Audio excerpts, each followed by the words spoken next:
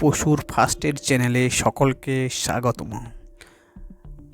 সবাইকে সালাম, আদাব এবং নমস্কার জানিয়ে আজকের ভিডিওটি শুরু করছি। আজকের যে আলোচ্য বিষয়টি সেটি হলো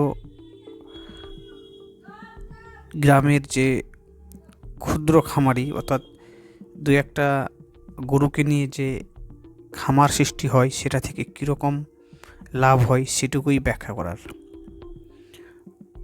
এই ভিডিওতে আমরা দেখতে পাচ্ছি যে 3টি গাই আছে। 3টি গায়ে সকাল বিকাল মিলে 18 লিটার দুধ দেয়, যার বাজার মূল্য প্রায় 720 টাকার মতন। যেহেতু এটা গ্রামের এবং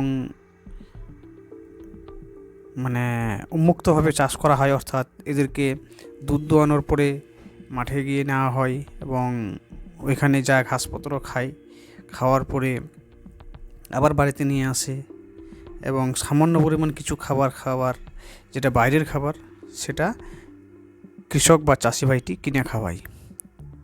তো 18 লিটার যে দুধ দেয় তার বাজার মূল্য প্রায় 720 টাকা। 40 টাকা যদি লিটার হয় তাহলে বাজার মূল্য 720 টাকা। এবং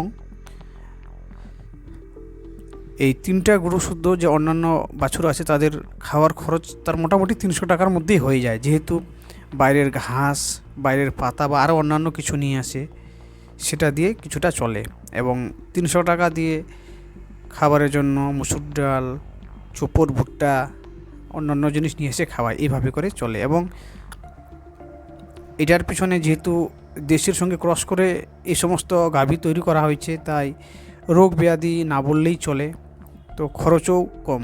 তা আমরা যেটা হিসাব করছিলাম যে 720 টাকা সে আর্ন করলো একদিনে, এবং সেখানে খরচ করতেছে কত টাকা, সে খরচ করলো গিয়ে 300 টাকা, তাহলে থাকে 420 টাকা। এবার 420 টাকা পার ডে ইনকাম, তার মানে মাসের শেষে সে মিনিমাম 12,000 টাকা কিন্তু পকেটে ভরে। তো এইভাবে করে যদি দেখা যায় যে মাসের শেষে যদি 12,000 হয় তাহলে বছরে প্রায় 1,44,000 টাকার সে প্রফিট। তারপরে আপনি এই গাভী থেকে যে বাচ্চাগুলো আছে সেগুলোকে কিন্তু গাভীতে কনভার্ট করে সে আবার দুধ পাবে। অতএব এইভাবেই করেই কিন্তু গ্রামগঞ্জে একটা উন্নতির পথ দেখানো হচ্ছে। তাই আপনারা নিরাশ না হয়ে গাভী পালন বা গাভী খামারের দিকে এগিয়ে আসবেন এবং মন থেকে করবেন, এবং আশা রাখি আপনারাও এভাবে উন্নতির পথে এগোতে থাকবেন। সবাইকে ধন্যবাদ। অবশ্যই চ্যানেলটিকে সাবস্ক্রাইব করবেন, প্লিজ সাবস্ক্রাইব করবেন এবং লাইক, কমেন্ট, শেয়ার করবেন। ধন্যবাদ।